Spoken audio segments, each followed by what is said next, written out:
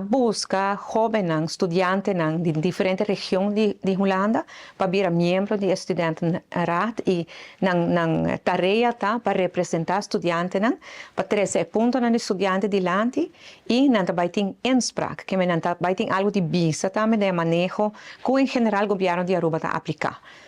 Junto com a mentor de cada região, também está encarregado de inventarizar que tem necessidade de vinco proposição para solução, para assim nós melhorar a qualidade de vida de cada de nós estudantes aqui e para cada está exitoso no qual nós bem fazemos.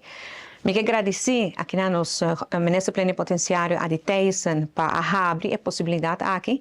Me agradecer nos diretor de Aruba House Jocelyn Cruz que o motor traz isso aqui. Ano passado me teve aqui nós a reunir com estudantes e essa aqui uma recomendação com a bindilante de estudantes na mês.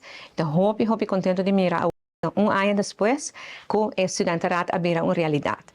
Me estou presente e me mesmo para escutar cada de nós apresentar uma visão e motivação para que nós vira parte do estudantarado. Então, hobby impressionar de cada da estudante, como tu vês, está dando alma e corpo, não somente no estudo, mas também ajuda outro, então hobby ativo na comunidade também, e mirando e entusiasmo com nós me tem toda confiança que é também êxito.